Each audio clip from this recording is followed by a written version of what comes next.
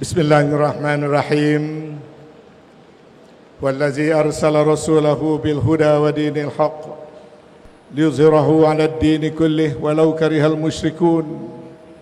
Wassalatu wassalamu ala asyrafil anbiya'i wal mursalin wa ala alihi wa sahbihi ajma'in. Subhanaka la 'ilma lana illa ma 'allamtana innaka antal alimul hakim. ولا حول ولا قوة إلا بالله العلي العظيم.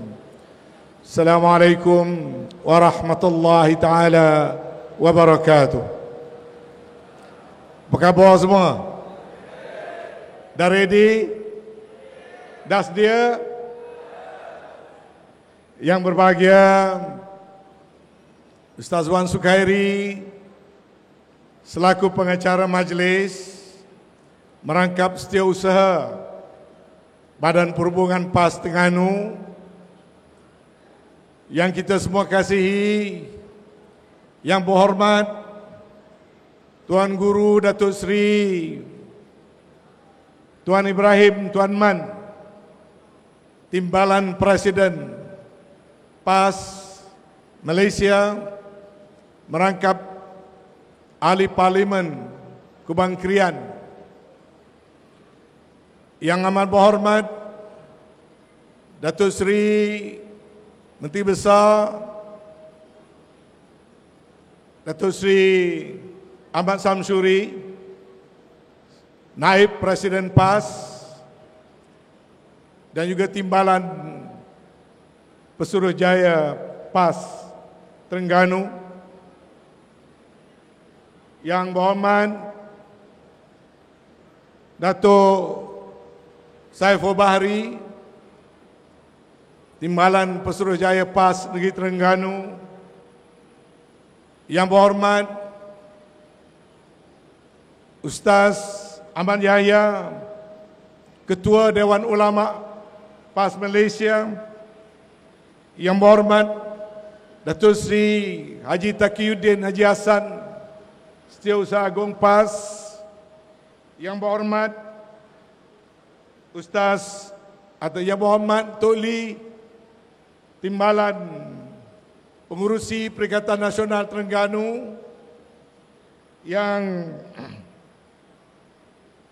berhormat Ustaz Afnan Hamimi, Ketua Dewan Pemuda PAS Malaysia, sahabat saya yang bekas yang berhormat Ustaz Cik Alias Abdul Hamid, mantan Ahli Parlimen Kemaman, yang juga yang dipertua PAS kawasan Kemaman, rakan-rakan ahli-ahli yang berhormat, ahli-ahli Esko Kerajaan Negeri, sahabat saya yang berhormat Jeneral Datuk Clare, itu kena sebut khusus, Ahli Parlimen Ketere. Saya sebut itu sebab dia gati apa. Terima kasih kerana turut hadir. Saf pimpinan Perikatan Nasional, seterusnya saudara dan saudari, tuan-tuan dan puan-puan yang dirahmati Allah sekalian. Alhamdulillah, marilah sama-sama kita memanjatkan kesyukuran kehadrat Allah Subhanahu wa taala.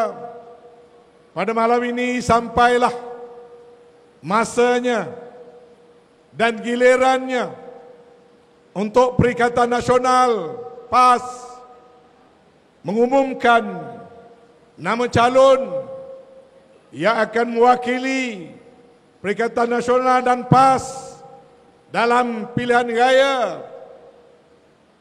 raya kecil Parlimen Kemaman yang akan berlangsung penamaan calonnya lusa, dan seterusnya hari penentuan mengundi pada 2 hari bulan Disember yang akan datang.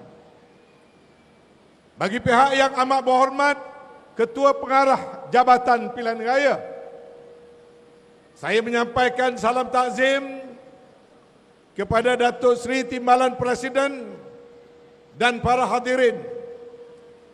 Dan bagi pihak Jabatan Pilihan Raya Pusat serta dengan dokongan kuat Jabatan Pilihan Raya di peringkat negeri dan kawasan, saya percaya semua kita telah berada dalam keadaan penuh kesiapsiagaan. Betul tak tuan-tuan? Kita dah sedia? Kita dah ready? Ambil ingatan satu perkara. Kita semua berada dalam satu harakah perjuangan politik tanah air kita. Di bawah panji-panji Parti PAS dan dalam gabungan Perikatan Nasional yang sedang mengendong, mendukung, menjunjung satu tanggungjawab yang amat besar dalam politik negara kita pada masa ini. Kita bukan hanya sekadar parti politik biasa,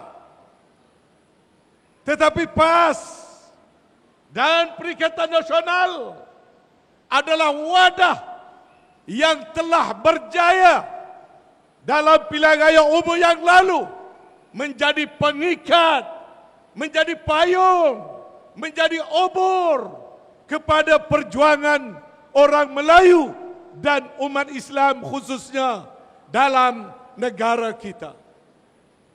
Pilihan raya yang lalu, rakyat telah mengembling tenaga untuk memberikan mandat kepada kita, Parti PAS dan parti-parti dalam gabungan Perikatan Nasional.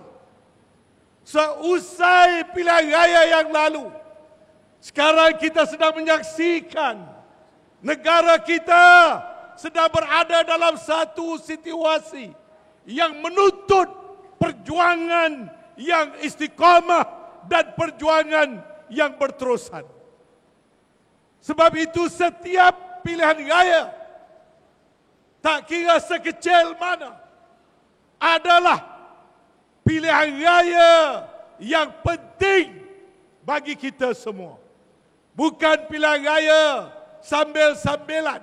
Malah setiap kali ada pilihan raya, walaupun sampai 2-3 kali setahun, bagi parti kita, bagi Perikatan Nasional, bagi PAS, ia adalah sesuatu yang amat penting dan kita akan dokong dengan sebaik-baiknya agar sokongan yang sudah membesar diberikan oleh rakyat akan terus mendapat dokongan yang semakin besar sehingga parti kita berjaya merubah, merangkul semula pentadbiran dan pemerintahan negara kita, insya-Allah. Boleh tuan-tuan? Di saat kita nak mengadakan pilihan raya, umat Islam di Palestin sedang dilanda dan dihimpit oleh suatu bahana yang amat dahsyat dalam sejarah kemanusiaan. Dunia bangkit. Dunia memberikan dokongan. Dunia memberikan simpati. Tapi dalam keadaan kepimpinan negara, semacam was-was, semacam keliru, tidak dapat memberikan satu dokongan yang kuat kepada perjuangan rakyat Palestin. Kita lihat bagaimana kepimpinan masih terikat dengan ungkapan-ungkapan jalan-jalan penyelesaian dua negara ataupun the two-state solution. Secara tidak langsung seolah-olah mahu mengiktiraf kewujudan Israel. Bercanggah dengan dasar negara. Negara tidak ada hubungan diplomatik dengan Israel. Daripada dulu rakyat Malaysia, negara Malaysia menganggap Israel negara haram. Penyelesaian dua negara, two-state solution, bukan cara, bukan kaedah, bukan dasar yang kita dokong. Bagi kita, Israel mesti diganyang, dilunyaikan dan dinyahkan daripada muka bumi ini. Kerana mereka adalah sebuah kerajaan ciptaan kelompok-kelompok barat selepas perjanjian Balfour Treaty dalam tahun 1948. Kita tidak boleh memberikan apa juga bentuk pengiktirafan kepada Israel secara langsung atau tidak langsung. Tetapi malang kepimpinan negara, termasuk dan di sidang OIC, gabungan negara-negara Islam, kepimpinan negara semacam tidak dapat memberikan impak yang sewajarnya. Malah kepimpinan Indonesia kelihatan lebih tegas dan menyerlah. Maka dalam situasi ini, ia satu tamparan kepada umat Islam. Kokohkan, rapatkan lagi saf perjuangan kita. Dan parti kita lah PAS dan Perikatan Nasional yang seharusnya menjadi harapan untuk menunjukkan kepimpinan dan pendirian yang lebih jelas dan lebih tegas. Di saat undang-undang syariah dicabar, parti-parti politik Melayu dan Islam dalam kerajaan semacam membisu, sedangkan ini tamparan yang hebat atas apa yang ada dalam perlembagaan Islam sebagai agama resmi.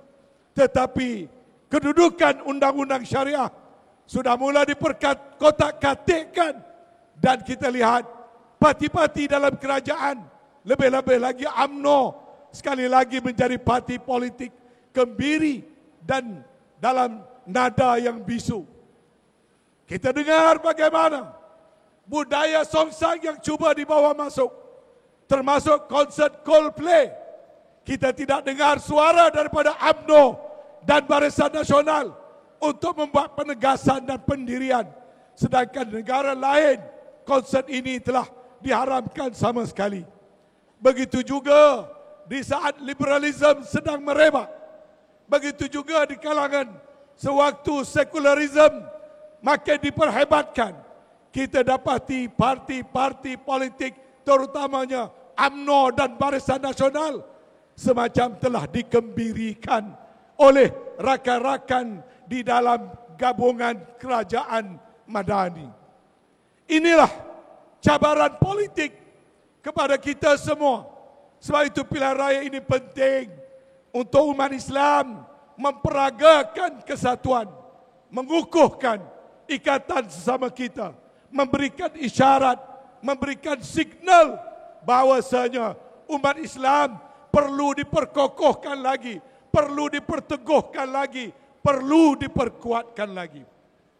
Jadi, Kemaman akan menjadi satu medan yang amat penting. Saya yakin calon yang dipilih oleh pucuk pimpinan mengambil kira secara serius untuk mewakili rakyat Kemaman, kerana Kemaman bukan kawasan parlimen yang biasa.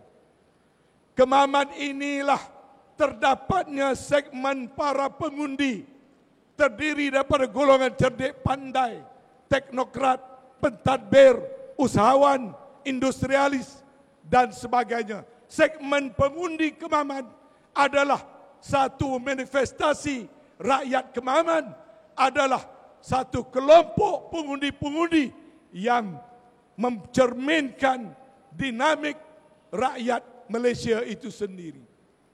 Kemaman juga satu-satunya kawasan dalam Malaysia.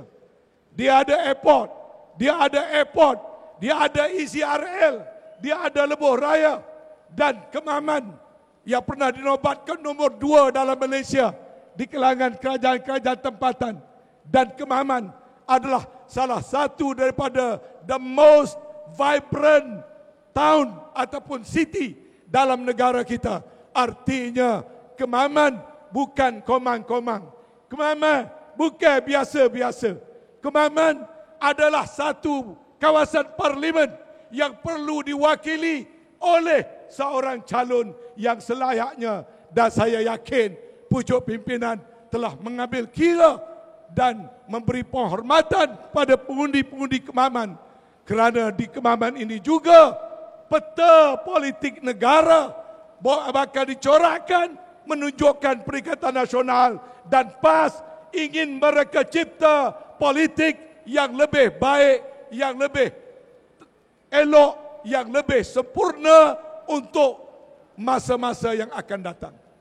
Jadi sudah pasti calon yang dipilih dari sudut latar belakang akademik sudah tentu dinilai habis-habis. Kalau tak cukup syarat, saya yakin tak terpilih. Calon yang dipilih dari segi pengalaman dalam politik sudah tentu ditilih habis-habis. Tak boleh calon takat muat. Tak boleh juga calon macam setengah-setengah parti. Calon seolah-olah bila semua orang lari, semua tak mahu, semua takut. Saya bersimpati dengan Barisan Nasional Kemaman. Seramai-ramai pemimpin akar umbi Kemaman, rupanya tak ada seorang pun yang layak. Walaupun ada yang dah pengalaman jadi menteri besar, ada pengalaman dah jadi menteri, ada pengalaman jadi presiden bola sepak, ada pengalaman jadi pemimpin hebat wanita, ada pengalaman macam-macam, tapi tak berani nak tampil menjadi calon, sehingga akhirnya seolah-olah mempersendakan rakyat Kemaman, mengambil calon-calon yang UMNO Kemaman sendiri pun tak berapa suka. Saya tak naklah kata benda kasar-kasar, sebab kita menghormati semua calon-calon, tetapi dia tidak melambangkan keseriusan nak ada wakil yang nak mewakili rakyat Kemaman yang sebegitu latar belakangnya. Berbeza dengan parti kita, kita memberikan keutamaan, pertimbangan yang mendalam dan berat, walaupun kita tak tahu siapa yang telah dipilih, yang akan diumumkan oleh timbalan presiden, tapi kita tahu calon itu adalah calon yang jauh lebih baik daripada calon-calon yang telah diumumkan oleh parti-parti lain sebelum daripada ini. Ini adalah penghormatan kepada pengundi Kemaman. Ini adalah penghormatan kepada jentera pilihan raya kawasan Kemaman, yang mana saya turut terlibatlah sebagai timbalan Ketua Pengarah membantu Datuk Seri Sanusi. Maka ikrar kita, jentera pilihan raya, peringkat pusat, negeri dan kawasan, sesiapa yang setelah diumumkan nanti sebagai calon mewakili kita, maka kita tidak akan berlengah walau sesaat. Kita akan gembelengkan setiap kudrat dan tenaga kita. Kita akan bekerja bersungguh-sungguh. Tidak ada jumlah majoriti yang memuaskan hati kita. 10,000 tak cukup, 15 tak cukup, 20 tak cukup, 25 tak cukup, 27 tak cukup. Kalau boleh, biar hilang deposit calon yang lawan. Lagi baik kalau diizinkan Allah sedemikian. Yang pasti, kita tidak memusuhi sesiapa. Kita ingin mengajak seluruh rakyat Kemaman, orang Melayu Kemaman, orang bukan Melayu Kemaman, marilah kita menebus maruah rakyat melalui pilihan raya Kemaman. Mari kita hatari syarat. Kita tak suka kepada Coldplay. Kita tak suka kepada sikap acuh tak acuh terhadap nasib rakyat di Palestin. Kita tidak suka kepada pendirian takut untuk memberi sokongan kepada pejuang-pejuang Hamas dan pejuang-pejuang lain yang menentang Israel. Kita tidak mahu kerajaan kita terus membiarkan unsur-unsur sekularisme. Kita tidak mahu kerajaan negara kita membiarkan saja undang-undang syariah dipermainkan, dipersendakan. Kita tidak mahu nasib orang Melayu, nasib rakyat menjadi permainan kepada pemimpin-pemimpin dalam kerajaan madani. Lebih-lebih lagi UMNO dan Barisan Nasional itu sendiri. Maka kita mengajak semua untuk bersama-sama dengan kita. Sekali lagi, terima kasih kepada Yang Berhormat Datuk Seri Tuan Guru Timbalan Presiden, bagi pihak Presiden yang akan membuat pengumuman. Terima kasih kepada semua jentera pilihan raya pusat, negeri dan kawasan. Terima kasih kepada pimpinan Pesuruhjaya yang dipertua PAS kawasan Datuk Cik Ilyas, yang sejak awal-awal lagi tak berhenti-henti bekerja bersama-sama dengan kita semua. Terima kasih pada semua. Mudah-mudahan Allah Subhanahu wa taala memberikan kemenangan yang besar kepada calon kita dalam pilihan raya kecil yang akan datang ini. Terima kasih. Jazakallahu khairan katsira. Wabillahi taufiq wal hidayah. Wassalamualaikum warahmatullahi taala wabarakatuh. Takbir. Takbir. Takbir.